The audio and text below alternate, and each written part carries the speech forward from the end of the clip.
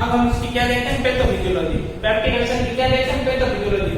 मैंने बताई थी कि दो पैथोफिजियोलॉजी, एक तो एच पाइलोरी इन्फेक्शन किससे कॉज करता है और दूसरा इसका एनसेड, ठीक है। दूसरी कौन सी है, एनसेड। एनसेड कैसे प्रोग्रेस करेगी पेप्टिक अल्सर, ठीक है। इनकी हम पैथोफिजियोलॉजी देखेंगे। पैथोफिजियोलॉजी क्या होती है कि डिजीज कैसे प्रोग्रेस हो रही है। सबसे पहले हम पैथोफिजियोलॉजी देखते हैं एच पाइलोरी इन्फेक्शन की, ठीक है। एच पाइलोरी इन्फेक्शन की, ठीक है। इसकी सबसे पहले पैथोफिजियोलॉजी देखते हैं एच पाइलोरी इन्फेक्शन की। तो देखो, entry of H pylori bacteria, ठीक है। एच पाइलोरी बैक्टीरिया बॉडी के अंदर एंट्री करेगा, ठीक है। Entry of H pylori bacteria, ठीक है। एच पाइलोरी बैक्टीरिया बॉडी के अंदर एंटर करेगा, ठीक है। एंटर करने के बाद क्या होगा, देखो, the bacteria have यूरियन enzyme and flagella. जो बैक्टीरिया होता है ना, वो क्या होता है, उसके अंदर क्या होता है, एक तो वो यूरियन एंजाइम होता है और फ्लैजिला होता है। फ्लैजिला क्या होता है, रफनेस होता है, ठीक है, रफिंग होता है, ठीक है। एच पाइलोरी बैक्टीरिया के अंदर क्या होगा, यूरियन एंजाइम और फ्लैजिला, ठीक है। जो एच पाइलोरी बैक्टीरिया होगा ना, वो मतलब डायरेक्ट कांटेक्ट नहीं आएगा, ठीक है। देखो, there is no direct contact between H pylori and gastric cell, ठीक है। जो एच पाइलोरी बैक्टीरिया है वो मतलब डायरेक्ट कांटेक्ट के अंदर नहीं आएगा गैस्ट्रिक सेल के अंदर। क्यों नहीं आएगा, जैसे कि देखो, ये हमारी म्यूकस मेम्ब्रेन है, क्या है, ये हमारी म्यूकस मेम्ब्रेन है। इसके बीच में क्या है, एच सेल आ गया, क्या, एच सेल आ गया, ठीक है। और एच सेल के अंदर ऊपर क्या है, एच पाइलोरी बैक्टीरिया। तो मतलब इसके अंदर अवरोधक का काम कौन कर रहा है, एच सेल कर रहा है, ठीक है। कौन कर रहा है, एच सेल कर रहा है। इसकी वजह से ये डायरेक्ट कांटेक्ट नहीं आएगी, ठीक है, गैस्ट्रिक सेल के, ठीक है। उसके बाद ये क्या करेगा, एच पाइलोरी जो, ठीक है, इसके अंदर डायरेक्ट कांटेक्ट नहीं आएगी। इसके बाद क्या, the gastric juice contain small amount of urea, ठीक है। जो मतलब गैस्ट्रिक जूस होता है ना, उसके अंदर क्या होता है, स्मॉल अमाउंट ऑफ क्या होता है, यूरिया होता है, ठीक है, यूरिया होता है, ठीक है। उसके बाद में क्या होगा, the H pylori contain urea, ठीक है। जो एच पाइलोरी बैक्टीरिया होगा वो किसके कांटेक्ट में आएगा, यूरिया के कांटेक्ट में आएगा, ठीक है। गाइस, यूरिया के इसके अंदर क्या है, यूरिया के अंदर कांटेक्ट आने के बाद जो यूरिया के बाद ये यूरिया किस हो जाएगा कन्वर्ट, जो एच पाइलोरी बैक्टीरिया यूरिया के कांटेक्ट में आएगा तब क्या होगा, जो यूरिया होगा वो किसके अंदर कन्वर्ट हो जाएगा, अमोनिया के अंदर। किसमें हो जाएगा, अमोनिया के अंदर, ठीक है, अमोनिया और CO2 के अंदर, ठीक है। तो जो HCl होगा वो क्या होगा, एसिडिक होगा, ठीक है। जो अमोनिया है वो क्या, हाईली एल्कलाइन है, क्या, हाईली एल्कलाइन है, क्या, अमोनिया है वो हाईली एल्कलाइन है। और हाईली एल्कलाइन होने की वजह से क्या होगा, वो गैस्ट्रिक एसिड होता है, HCl को क्या कर देगा, न्यूट्रलाइज कर देगा, ठीक है, न्यूट्रलाइज कर देगा। उसके बाद आगे देखते हैं,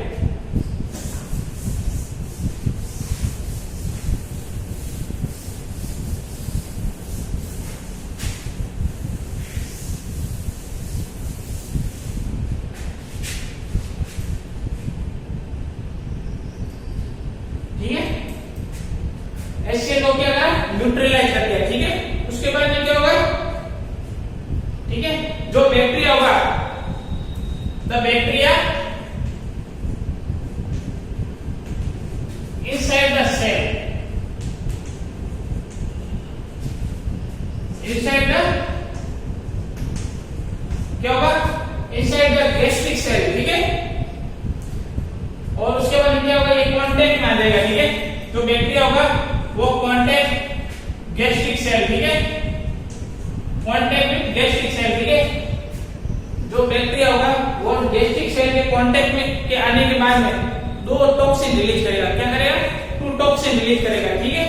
तो बैक्टीरिया होगा वो गैस्ट्रिक सेल, ठीक है, गैस्ट्रिक सेल के कांटेक्ट के आने के बाद, ठीक है, तो बैक्टीरिया क्या करेगा, the bacteria release, the bacteria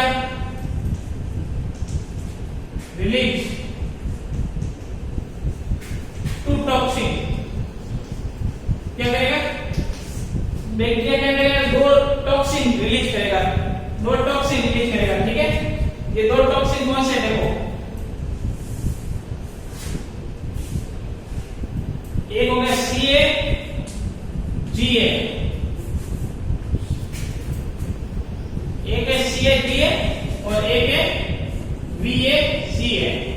ठीक है, CA और VACA, ठीक है। इसकी फुल फॉर्म क्या है देखो, इसकी फुल फॉर्म है साइटोटॉक्सिन, देखो साइटोटॉक्सिन एसोसिएटेड जीन, ठीक है। CADA की फुल फॉर्म क्या है, साइटोटॉक्सिन एसोसिएटेड जीन, ठीक है। और इसकी क्या है, वैक्यूलोलैपिन,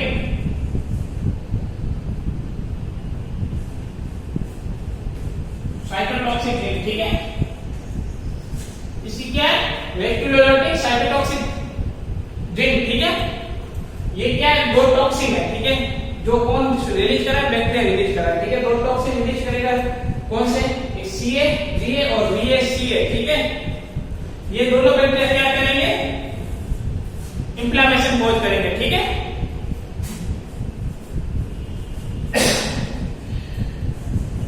ठीक है, इंफ्लेमेशन कॉज करेंगे, ठीक है।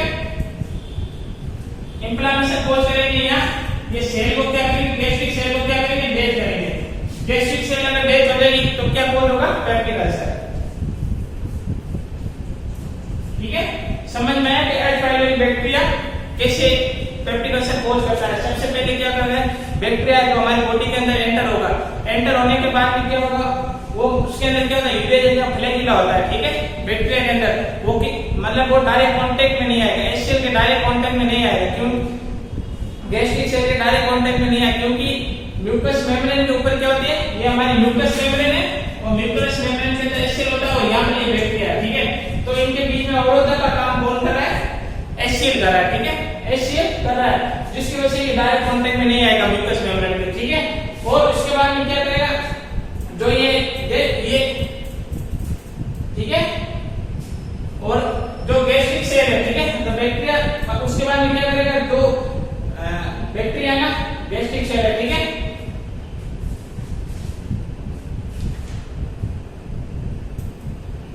ठीक है, तो उसके बाद में क्या होगा, जो गैस्ट्रिक जूस होगा इसके अंदर स्मॉल अमाउंट में क्या होगा, यूरिया होगा, ठीक है। जो एच पाइलोरी बैक्टीरिया यूरिया के कांटेक्ट में आएगा, जो यूरिया को किसके अंदर कन्वर्ट करेगा, अमोनिया के अंदर। अमोनिया क्या होता है, हाईली अल्कलाइन होता है, ठीक है। इसके अंदर एसिड भी होता है, बेसिक भी होता है, ठीक है, पर बेसिक लेवल ज्यादा होता है, जिसकी वजह से क्या होगा, एचसीएल को क्या कर देगा, न्यूट्रलाइज कर देगा। एचसीएल को न्यूट्रलाइज करने के बाद में क्या, वो मतलब गैस्ट्रिक सेल के अंदर आ जाएगा। अंदर आने के बाद में क्या करेगा, दो टॉक्सिन रिलीज करेगा, क्या करेगा, दो टॉक्सिन रिलीज करेगा। दो टॉक्सिन कौन से, CAGA VACA, ठीक है। साइटोटॉक्सिक एसोसिएटेड जीन या वैक्यूलोलैपिन साइटोटॉक्सिक जीन, ये क्या करेंगे, जो म्यूकस मेम्ब्रेन है उसको क्या करेंगे, इंफ्लेमेशन कॉज करेंगे, ठीक है। वो वहां की म्यूकस मेम्ब्रेन क्या होगी, सेल डेथ हो जाएगी, और जिसकी वजह से क्या होगा, पेप्टिक अल्सर कॉज हो जाएगा।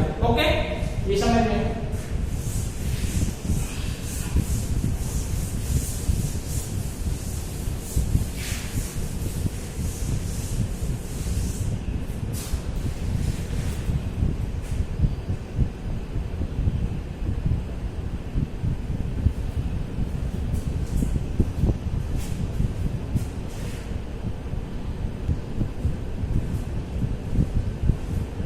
सेकंड पैथोफिजियोलॉजी देखते हैं, NSAID, non steroid anti inflammatory drug, ठीक है।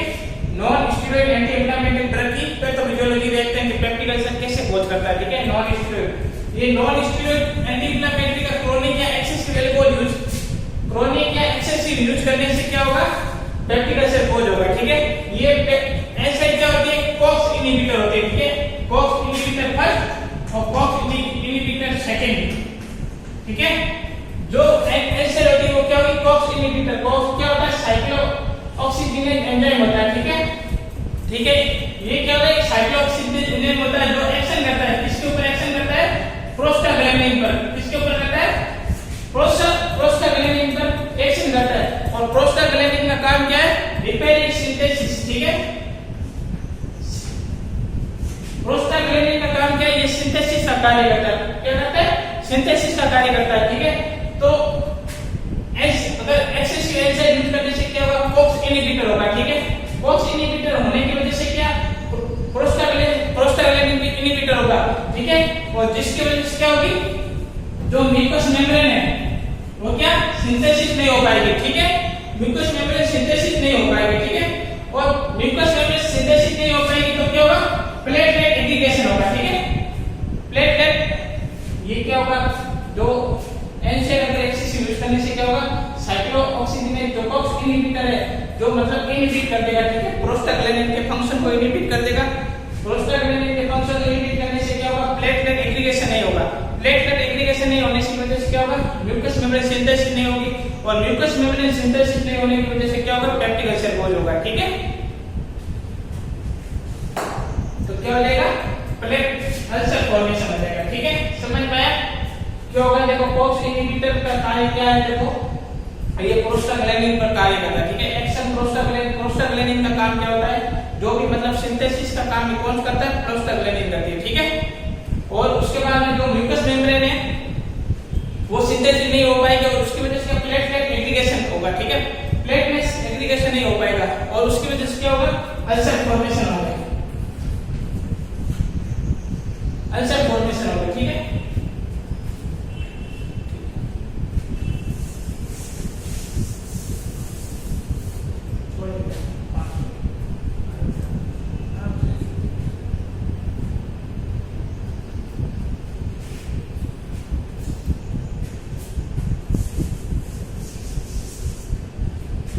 इसके बाद हम देखते हैं क्लिनिकल मैनिफेस्टेशन, ठीक है।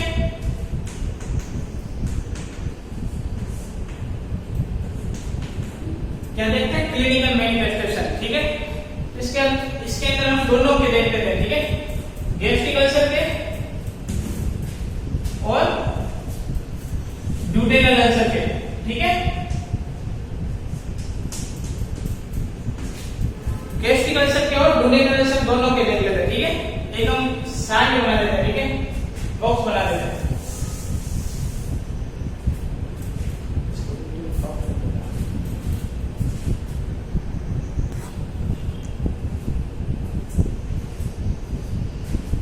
अब हम इसके क्लिनिकल मैनिफेस्टेशन देखेंगे। क्या देखेंगे, क्लिनिकल साइन एंड सिम्टम देखेंगे, ठीक है। दोनों के देखेंगे, गैस्ट्रिक अल्सर में और ड्यूडेनल अल्सर में, ठीक है। सबसे पहले देखते हैं लोकेशन, मतलब लोकेशन देखेंगे, ठीक है। पेन कहाँ होगा, ठीक है, लोकेशन मतलब गैस्ट्रिक अल्सर कहाँ हो रहा है, ठीक है, अल्सर फॉर्मेशन कहाँ हो रहा है, ठीक है। गैस्ट्रिक के अंदर, स्टोमक के अंदर तो है लेजर कर्वेचर, ठीक है। और ड्यूडेनम क्या हो रहा है, first part of the first part हो रहा है, ठीक है, ड्यूडेनम, ठीक है, उसके फर्स्ट पार्ट में हो रहा है, ठीक है। उसके बाद में इसकी देखेंगे पेन लोकेशन। पेन लोकेशन इसका लेफ्ट क्वाड्रेंट, लेफ्ट क्वाड्रेंट कौन सा होगा, स्टोमक की साइड होता है, लेफ्ट क्वाड्रेंट की साइड होगा, ठीक है, ये इस साइड, ये लेफ्ट क्वाड्रेंट, ठीक है, इस साइड होगा, ठीक है, लेफ्ट क्वाड्रेंट यहाँ। और ड्यूडेनम के अंदर पेन कहाँ होगा, मिड एपिगैस्ट्रिक, ठीक है, मिड एपिगैस्ट्रिक, ठीक है, एपिगैस्ट्रिक रीजन के अंदर यहाँ स्लाइटली राइट साइड, ठीक है। उसके बाद में इसकी इंसिडेंस देखते हैं। गैस्ट्रिक अल्सर की इंसिडेंस तो 1 होती है और ड्यूडेनल अल्सर की 4 होती है, ठीक है। इंसिडेंस मतलब संभावना, मतलब गैस्ट्रिक अल्सर होने की संभावना तो 1% है, ठीक है, 1 और इसके 4, ठीक है। पिक्चर ऑफ पेन, पेन कब होगा, ठीक है, पेन कब होगा, ठीक है। गैस्ट्रिक अल्सर के अंदर क्या होगा, पेन कब होगा, pain increase just after food intake, ठीक है। फूड इंटेक करने के 15 से 20 मिनट बाद क्या होगा, पेन हो जाएगा, ठीक है। 15 से 20 मिनट बाद फूड इंटेक करने के बाद में क्या होगा, पेन होगा, ठीक है, गैस्ट्रिक अल्सर के अंदर। और ड्यूडेनल अल्सर के अंदर पेन कब होगा, फूड इंटेक के 2 से 3 घंटे बाद, मतलब मिडनाइट पेन होगा। इसको क्या बोलेंगे, मिडनाइट पेन, ठीक है, आधी रात को पेन होगा, ठीक है, मिडनाइट पेन। उसके बाद इसकी पेन डिक्रीज कब होगा, पेन डिक्रीज गैस्ट्रिक अल्सर के अंदर तो होगा आफ्टर वोमिटिंग, ठीक है, और ड्यूडेनल अल्सर के अंदर होगा फूड इंटेक, ठीक है, आफ्टर फूड इंटेक। इसके अंदर तो वोमिटिंग, आफ्टर वोमिटिंग करने से क्या होगा, पेन डिक्रीज हो जाएगा, ठीक है। और ड्यूडेनल अल्सर के अंदर क्या होगा, आफ्टर फूड इंटेक, ठीक है, फूड इंटेक, ड्यूडेनल अल्सर के अंदर क्या होगा, फूड इंटेक करने से क्या होगा, वह सेल को न्यूट्रलाइज कर देगी, ठीक है, उसकी वजह से क्या होगा, पेन डिक्रीज हो जाएगा।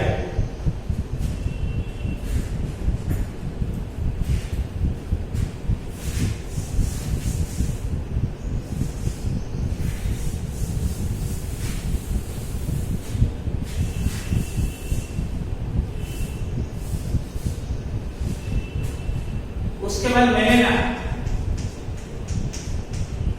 ठीक है, सेकंड हम फीचर है मेलेना। मेलेना क्या होता है? स्टूल विद ब्लड, ठीक है, स्टूल के साथ ब्लड है, ठीक है। गैस्ट्रिक अल्सर में भी क्या होगा? एब्सेंट होगा। क्या होगा? एब्सेंट मेलेना, ठीक है। और डुडेनल अल्सर के अंदर क्या होगा? प्रेजेंट, ठीक है। जो मेलेना है गैस्ट्रिक अल्सर के अंदर तो एब्सेंट रहेगा और डुडेनल अल्सर के अंदर क्या होगा? प्रेजेंट रहेगा, ठीक है। उसके बाद में हेमेटोइमेसिस। हेमेटोइमेसिस मतलब ब्लड विद वोमिट, ठीक है। ब्लड के साथ वोमिटिंग के साथ अगर ब्लड आए तो उसको क्या बोलेंगे? हेमेटोइमेसिस।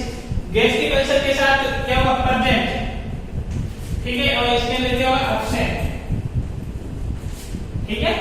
जो हेमेटोइमेसिस होगा उसके अंदर क्या होगा? गैस्ट्रिक अल्सर के अंदर तो प्रेजेंट होगा और इसके अंदर क्या होगा? एब्सेंट होगा, ठीक है। ये हमारे क्लिनिकल मैनिफेस्टेशन हो गए।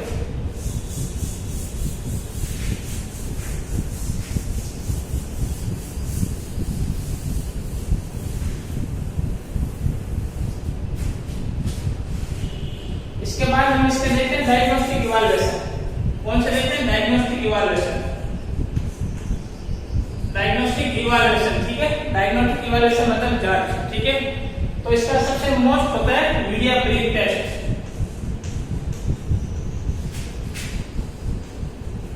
क्या होगा? Urea breath test. Urea breath test, ठीक है। यूरिया ब्रीथ टेस्ट कैसे करेंगे? इसके अंदर क्या होगा? हम रेडियो एक्टिव कार्बन 6 कार्बन या 23, ठीक है। जो रेडियो एक्टिव कार्बन होगा उसको क्या करेंगे? इनटेक करवाएंगे। क्या करेंगे? इनटेक करेंगे ना, तो ये रेडियो एक्टिव कार्बन किसके अंदर चेंज हो जाएगा? अमोनिया के अंदर, ठीक है। जब हम रेडियो एक्टिव कार्बन इनटेक करेंगे तब ये अमोनिया के अंदर चेंज हो जाएगा, ठीक है। अमोनिया में चेंज होने के बाद क्या होगा? जब उसको हम रेस्पिरेट के लिए करेंगे तो हम उसको ब्रीथ को स्मेल करेंगे, तब कैसी स्मेल आएगी? यूरिया जैसी स्मेल आएगी, ठीक है। ये ध्यान रखना। ये कंपटीशन का क्वेश्चन है। यूरिया ब्रीथ टेस्ट कहां होता है? किसके अंदर यूज होता है? ठीक है, पेप्टिक अल्सर के अंदर, ठीक है। और second one physical examination. Second one क्या? Physical examination. फिजिकल एग्जामिनेशन के अंदर हम पालपेट करके पता लगा सकते हैं कि पेन कहां हो रहा है, ठीक है। पाल्पेशन के थ्रू, ठीक है। उसके बाद में बेरियम सल्फेट।